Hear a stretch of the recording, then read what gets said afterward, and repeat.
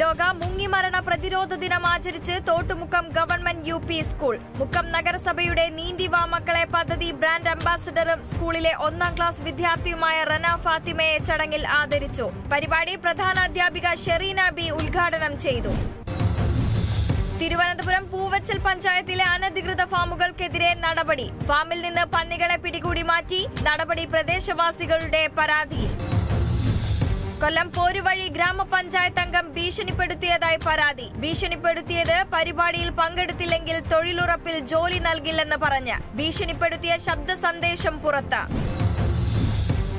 മഹാരാഷ്ട്രയിൽ കനത്ത മഴ തുടരുന്നു. പൂനെ, മുംബൈ, പാൽഗർ, താനെ, റായ്ഗഡ് എന്നിവിടങ്ങളിൽ കാലാവസ്ഥാ വകുപ്പ് റെഡ് അലർട്ട് പ്രഖ്യാപിച്ചു. താനെ അടക്കം 4 ഇടങ്ങളിൽ വിദ്യാഭ്യാസ സ്ഥാപനങ്ങൾക്ക് അവധി പ്രഖ്യാപിച്ചു. അത്യാവശ്യത്തിനല്ലാതെ വീടുകളിൽ നിന്ന് പുറത്തിറങ്ങരുതെന്ന് ആളുകൾക്ക് നിർദ്ദേശം നൽകി. പാഴ്സൽ വാങ്ങിയ ഊണിൽ അച്ചാറില്ലാത്തതിന് ഹോട്ടൽ ഉടമയ്ക്ക് പിഴ. ഉപഭോക്താവിന് 35,000 രൂപ നഷ്ടപരിഹാരം നൽകാൻ തമിഴ്നാട്ടിലെ വില്ലുപുരം ജില്ലയിലെ ഉപഭോക്തൃ കോടതി ഉത്തരവിട്ടു. 25 ഊണ് പാഴ്സലായി വാങ്ങിയ ആരോഗ്യസ്വാമി എന്നയാൾ നൽകിയ പരാതിയിലാണ് ഉത്തരവ്. തൃശൂർ മണലൂരിൽ വീട് തകർന്നു വീണത് മനോത്തുപറമ്പിൽ ഷിബുവിന്റെ വീട്. അപകടത്തിൽ ആളപായമില്ല.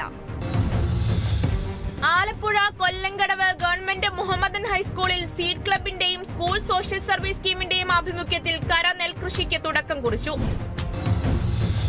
കേന്ദ്ര ബജറ്റിൽ കേരളത്തോടുള്ള അവഗണനയിൽ പ്രതിഷേധിച്ച് കുറ്റിച്ചൽ പഞ്ചായത്തിൽ CPM പ്രതിഷേധം. Local committee secretary M Abhilash ഉദ്ഘാടനം ചെയ്തു. തിരുവനന്തപുരം നെടുമങ്ങാട് കേന്ദ്ര ബജറ്റിൽ കേരളത്തോടുള്ള അവഗണനയ്ക്കെതിരെ CPM പ്രതിഷേധം. SS ബിജു പ്രതിഷേധ യോഗം ഉദ്ഘാടനം ചെയ്തു. വഴിയോര കച്ചവടക്കാരെ ഒഴിപ്പിക്കൽ നടപടിയിൽ പ്രതിഷേധിച്ച് വഴിയോര കച്ചവട തൊഴിലാളി യൂണിയൻ PWD മാർച്ചും ധർണയും സംഘടിപ്പിച്ചു. ധർണ സംസ്ഥാന സെക്രട്ടറി RV ഇക്ബാൽ ഉദ്ഘാടനം ചെയ്തു. തൃശൂർ അന്തിക്കാട് നാട്ടിക നിയോജക മണ്ഡലം MLA CC മുകുന്ദന്റെ വികസന ഫണ്ടിൽ നിന്ന് Alpha palliative care Anthikad link സെന്ററിന് അനുവദിച്ച ആംബുലൻസ് കൈമാറി. ലിങ്ക് സെന്ററിലെ നിലവിലെ വാഹനം കേടുപാട് സംഭവിച്ചതോടെയാണ് MLAയെ സമീപിച്ചത്.